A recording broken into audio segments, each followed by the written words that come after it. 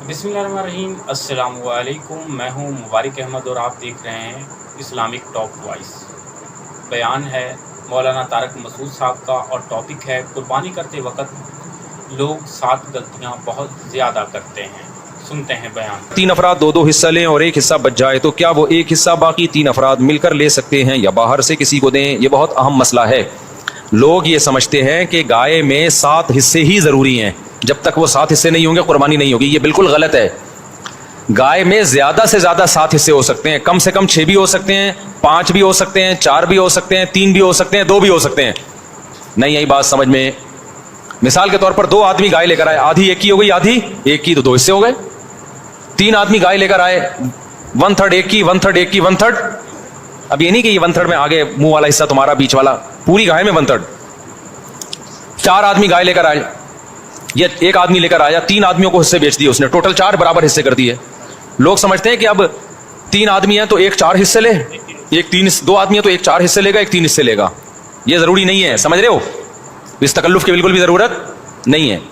कर लिया तो भी कुर्बानी हो जाएगी। तो ये 7 से ज्यादा लोग शरीक नहीं हो सकते, 7 से कम 6 भी हो सकते हैं, 6 बराबर बराबर हिस्से कर लिए जाएं, ठीक है। अच्छा, गाय के हिस्सों को मेरे भाई खूब समझ लो। गाय या ऊंट में जब 7 लोग या 4 लोग या 3 लोग शरीक हुए तो जितने भी शरीक होंगे तो खूब समझ लें, गाय के 7 हिस्से जो किए जाएंगे या 3 या 4 हिस्से, वो तोल के करना ज़रूरी है, अंदाजे से करना जायज़ नहीं है, चाहे सारे राज़ी भी हों।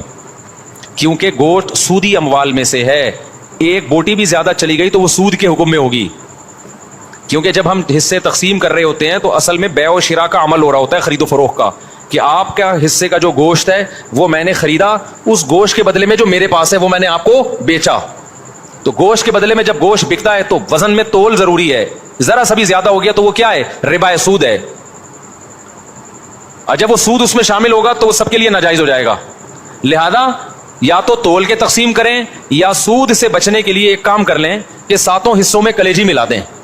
क्योंकि जब एक जिन्स में दूसरी जिन्स शामिल होती है, फिर जो इजाफा होता है ना, वो मुखालिफ जिन्स की तरफ निस्बत कर दी जाती है उसकी। ये सूदी अहकाम है, समझ में आ जाए ठीक है, नहीं आए तो फिर किसी और वक्त बैठ के छांव में आइएगा, समझा दूंगा बैठ के। अभी तो मसले पर अमल कर लें, समझ रहे हो? तो आपने क्या करना है कि जब गाय कटेगी, ज़बह होगी, 7 हिस्सों में डिवाइड किया, उसको 7 में थोड़ी थोड़ी कलेजी रख दी, समझते हो? और कलेजी के भी 7 हिस्से किए शुरू में, 7 में थोड़ा थोड़ा गोश्त भी रख दिया, ताकि कलेजी में भी सूद का हुक्म ना हो और गोश्त में भी सूद का हुक्म ना हो। मुखालिफ जिन्स जब आती है ना, तो इसकी मिसाल ऐसे, जैसे 10 रुपए के बदले आपने 9 रुपए खरीदे तो नाजायज हो गया ना। लेकिन 9 रुपए के साथ एक माचिस की डिब्बी मिला लोगे आप, तो मुखालिफ जिन्स जब मिलाओगे तो उधर जब 1 रुपया ज्यादा हुआ वो इस माचिस के मुकाबले में हो जाएगा। तो इधर अगर गोश्त ज्यादा हो गया तो कलेजी के मुकाबले में हो जाएगा, इधर कलेजी ज्यादा हो गई तो गोश्त के मुकाबले में हो जाएगी। तो सूद से बचने के लिए ये जायज तरीका हो जाएगा। हीले की 2 किस्में, एक हीला वो जो हराम की तरफ जाने के लिए होता है, एक हीला वो होता है जो सूद से बचने के लिए होता है। तो ये हीला जायज हीला है।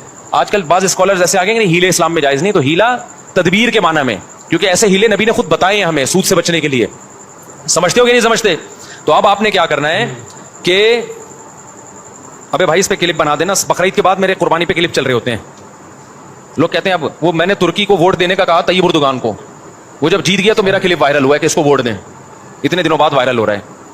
तो ये पहले ही चला देना, आपकी जिम्मेदारी है कि कुर्बानी के हिस्से तकसीम करने का शरई तरीका या कुछ भी ऐसा करते हैं, क्योंकि लोग फिर गलत में मुब्तला हो जाते हैं। तो आपने क्या किया, गाय जब ज़बह हो गई, पहले मैं शुरू से पूरा बताऊंगा गाय काटनी कैसे है, बता दूं, क्योंकि इसमें बड़ी गड़बड़ें हो रही होती हैं। गाय काटनी कैसे है? पहली बात, आप कसाई को कंट्रोल करने का तरीका किसी इंस्टीट्यूट में जाके सीखें आप, क्योंकि गाय से ज्यादा बकरीद के दिनों में कसाई को कंट्रोल करना मुश्किल काम है। हकीकत बता रहा हूं आपको, कसाई गड़बड़ें करते हैं। पहली बात, कसाई क्या करता है, क्योंकि उसके पास उस 3 दिनों में ना बकरीद के, कसाई से ज्यादा महंगा दुनिया में कोई आदमी होता नहीं है। 3 दिनों से पहले बछड़ा जो महंगा था ना, अब बछड़े की सारी कीमत किधर चली जाती है? कसाईयों की तरफ। और कसाई की वैल्यू है, तो कसाई पकड़ाई में नहीं आते, उनको होती है जल्दी। आप लाए, पहली गड़बड़ कसाई ये करता है कि जानवर को गिराया, मुंह में होता है उसका गुटका, मुंह में होता है पान, मुंह हिला ही नहीं रहा होता, तकबीर ही नहीं पढ़ रहा होता। वो कैसे पड़ेगा जब इतना बड़ा गुटका मुंह में रख के पीक के साथ बैठा हुआ है? तो तकबीर निकलेगी तो गुटका जाया हो जाएगा ना उसका। नहीं आ रही मेरा ख्याल है बात समझ में? तो वो छुरी चला रहा होता है। अबे भाई, तो आपने क्या करना है, कसाई से बोले जानवर गिरा दो, उसकी टांगे किबला रुख कर दो जानवर की। किबला रुख टांगे जब करेंगे तो जानवर का रुख किबले की तरफ हो जाता है। समझते हैं ना? लोग क्या करते हैं कि वो ٹانگیں ادھر ہیں, منہ بیچارے کا گھما رہے ہوتے ہیں اس طرف کو, ٹھیک ہے نا. تو وہ بھی جانور بزبان حال کہتا ہے بیل میں ہوں, حرکتیں تیری ہیں بیل جیسی. صحیح کہا. تو اس کو گرا کے آپ نے کیا کیا, اس کا رخ کہاں کر دیا, قبلے کی طرف. بلکہ اور آسان کر کے بتاتا ہوں, جو ذبح کرنے والا ہے نا اس کا رخ قبلے کی طرف ہونا چاہیے. سمجھتے ہیں بات کو؟ تو اس طرح سے جانور کو گرائیں کہ آپ کا رخ کہاں بن رہا ہو. تو پاکستان میں اس کا طریقہ یہ ہے کہ جانور کا جو سر ہے وہ ہو جنوب کی طرف. جانور کا سر کس کی طرف ہو, جنوب کی طرف. دم کا رخ کس طرف ہو, شمال کی طرف. اور ٹانگیں کس طرف ہو جانور کی, قبلے کی طرف. تو اس سے آپ کا ہاتھ بھی صحیح بیٹھے گا, آپ کا سینہ کس طرف ہو جائے گا, قبلے کی طرف ہو جائے گا. سمجھ رہے ہو؟ لیکن یہ اس جانور کے ساتھ جو آسانی سے اس کام کے لیے تیار ہو جائے.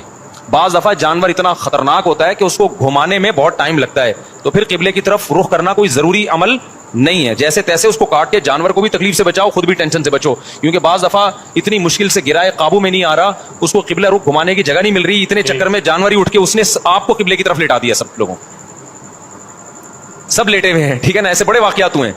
تو کوئی تگڑا قسم کا جانور ہے, کنٹرول میں نہیں آ رہا, تو پھر تو جیسے تیسے ہو کر لو تاکہ جانور کو بھی تکلیف نہ ہو, آپ کو بھی نہ ہو. لیکن نارملی اگر آسانی سے پاسبل ہو تو آپ نے کیا کرنا ہے کہ یہ بھی کر سکتے ہیں کہ اس کا سر شمال کی طرف ہو اور دم جنوب کی طرف ہو.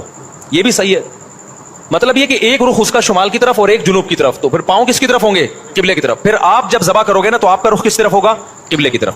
تو قصائی سے آپ چھری لے لیں. بعض دفعہ قصائی غیر مسلم بھی ہوتے ہیں, تو غیر مسلم کا ذبیحہ بھی اسلام میں حلال نہیں ہے. اس طرح مشرک بھی ہوتے ہیں بعض دفعہ. میں نہیں کہہ رہا وہم کریں خام خامے قصائیوں کی رپورٹ وہاں طلب کا شناختی کارڈ دکھا, اسلام لکھا ہے کہ نہیں لکھا, اتنی تکلف کی ضرورت نہیں ہے. لیکن احتیاط کرنے میں میرا خیال ہے کوئی حرج. قصائی کو پہلے سے جانتے ہیں تو ٹھیک ہے, نہیں جانتے تو پھر خود ذبح کر لو بھائی, سنت ہے نا یہ. کیا خیال ہے؟ ہمارے نبی نے تو خود جانور ذبح کیا ہے, بیگم سے بھی ذبح کروا سکتے ہیں. صحیح. تو اب آپ نے بیگم سے اس لیے کہہ رہا ہوں کہ بعض لوگ سمجھتے ہیں کہ عورت ذبح نہیں کر سکتی, حرام ہو جاتا ہے, کوئی ایسا کچھ نہیں ہے, تو وہ بھی ذبح کر سکتی ہے. باقی زیادہ اس میں تفصیل میں نہیں جانا چاہتا. اب آپ نے کیا کیا کہ رخ آپ کا قبلے کی طرف ہے. کسائی سے صرف یہ پوچھ لیں چھری رکھنی کہاں پر ہے, کیونکہ ہمارے ایک جاننے والے نے بکرا ذبح کیا, یہاں سے کاٹ دیا, اتنی لمبی گردن اس کی. تو اتنا بھی نہیں ہوتا بھائی, جہاں سے کاٹنا ہے وہاں سے کاٹو. تو رکھ کے آپ نے زور سے بسم اللہ اللہ اکبر پڑھنا ہے. آہستہ سے نہیں پڑھنا, بلکہ آہستہ سے پڑھ لیں گے تو بھی قربانی ہو جائے گی, لیکن زور زور سے کیا پڑھنا ہے, بسم اللہ اللہ اکبر. اور علماء کہتے ہیں قریب والے لوگ بھی پڑھیں تاکہ چھری چلانے والے کو یاد آ جائے. آپ نے جب ذبح کیا تو صرف 4 رگیں کاٹنی ہیں اس کی. ایک نرخرا, یہ جو خوراک کی نالی ہے, ایک سانس کی نالی ہوتی ہے, اور 2 ودج ہوتی ہیں.